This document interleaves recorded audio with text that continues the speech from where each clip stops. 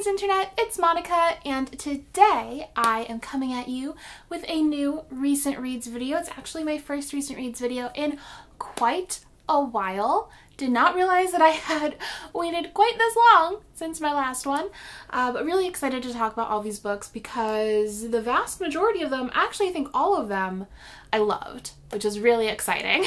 So I'm going to kick off with a couple of the books that I read most recently for the Fall into Fantasy Readathon.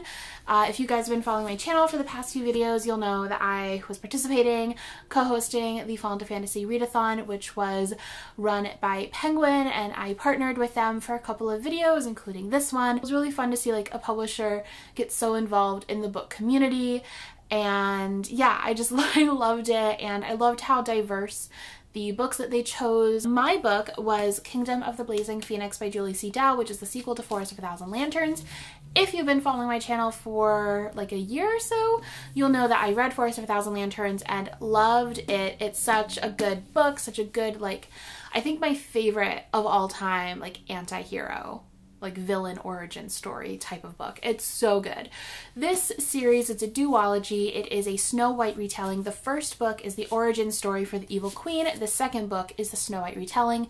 It is East Asian inspired and it's absolutely beautifully written. I love the setting. I love the magic. And I love the focus on story and the way that stories can impact people for good or for bad. And this book is very different from the first one because obviously the first one is an Evil Queen origin story and this is a Snow White retelling following a Snow White character. So they're very, very different books, but I think that they are so interesting, like especially after you read the first one, to then go in and read this like very fairy tale feeling story where you're rooting for this protagonist, obviously, but at the same time, like, you understand, or you at least care for, the antagonist.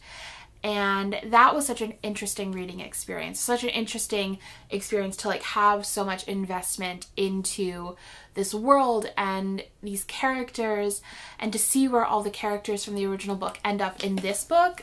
Also so interesting and so fun. So I really enjoyed this series as a whole, and I especially enjoyed this second book, Kingdom of the Blazing Phoenix. I kind of already want to go back and reread Forest of a Thousand Lanterns because of like stuff that happened in this book, which I can't talk to you about obviously because I don't want to spoil it. I also really enjoyed that this book is such a big departure from the first one because the first book was very, very political. It's all about sort of this girl rising through the ranks and fighting her way to the top, and it's so good and juicy and again political. And so when this first started, I was a little worried. I was like, oh, is it gonna be like sort of another like politics thing? Which, I mean, not that I would complain because I love a good political fantasy, but what I really like about this one is that it very much so is its own story. It does its own thing. This one is much more of a quest book, which I thought was really fun, and I really enjoyed that element of it. I would love more stories set in this world and following different characters from this world. I just think they're really cool, especially there is a side character in here called Ren, who I just freaking love, and I would love like to continue with her and to learn more about like her life after the events of this book, but I don't know if that's happening. But I just really enjoyed these. I had such a good time hosting this readathon and reading this book. Also for the Fall into Fantasy Readathon, I completed Wondersmith, The Calling of Morrigan Crow by Jessica Townsend. This is gonna be in a battle for my favorite book of the year, I think. It's compared a lot to Harry Potter, and I compare it a lot to Harry Potter on my own channel. And not in so much the content, like there are elements, like there is a magical school in here and there's like magical stuff going on. I would say Harry Potter has a bit more seriousness to it than this book does so far, at least. Granted, this is the second book in this series, and early on in the Harry Potter series it wasn't super serious either, so take that with a grain of salt. But when I compare this to Harry Potter, I don't so much mean content.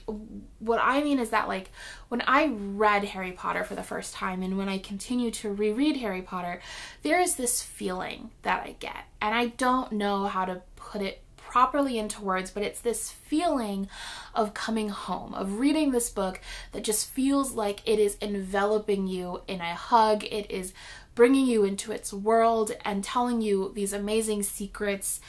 And this is the first book that I have read since Harry Potter that has really made me feel that way. And like, I've had other books that I've said that about, but it's never been as much as Harry Potter. And this is the first where it's like, it's real. Like, I really feel that way. This story follows Morgan Crow, who is just wonderful.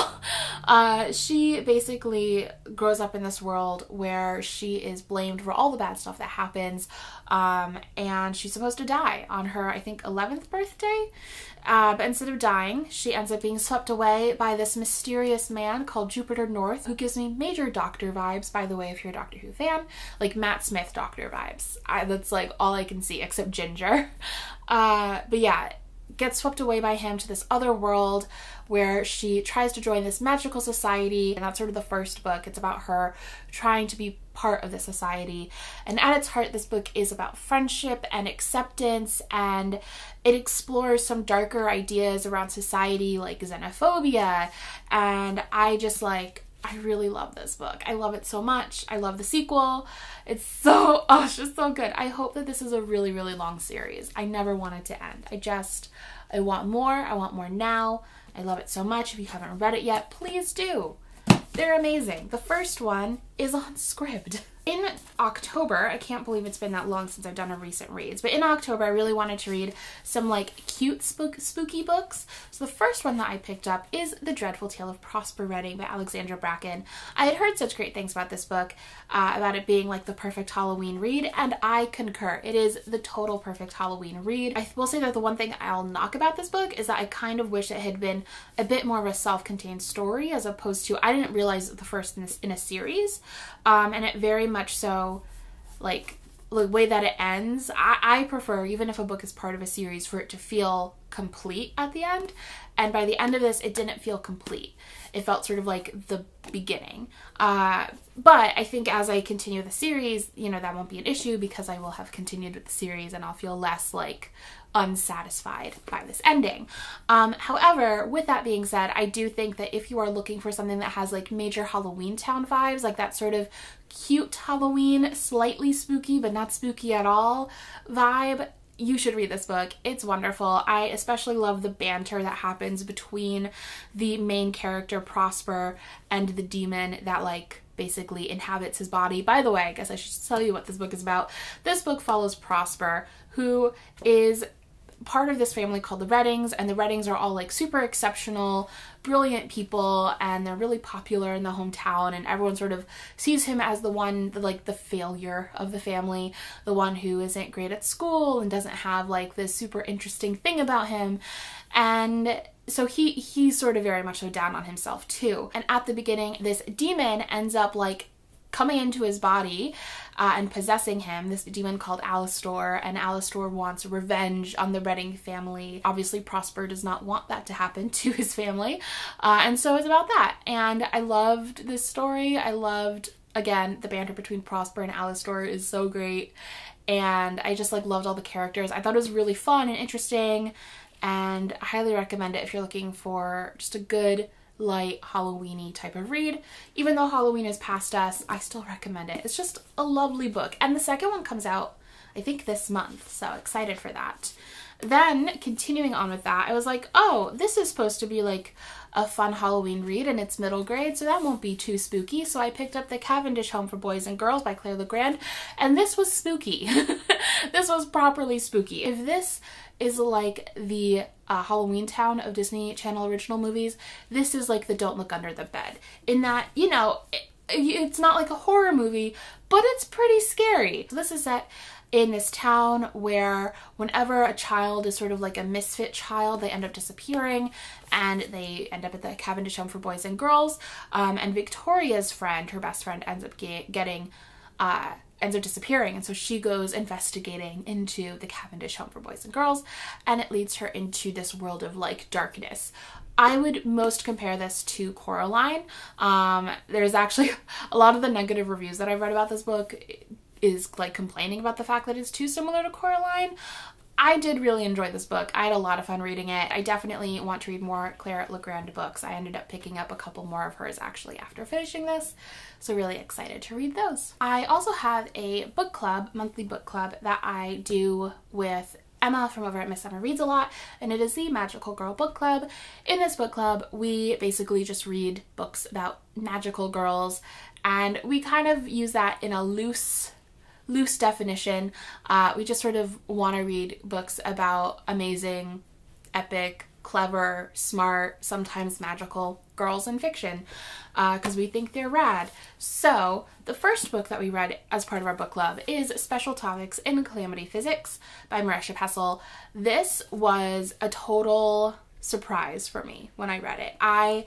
So I went into it not really knowing much except that it had been compared to like The Secret History by Donna Tartt, which is one of my favorite books of all time. This one follows Blue, who is the daughter of a professor, and her whole life they've grown up sort of hopping from town to town every few months.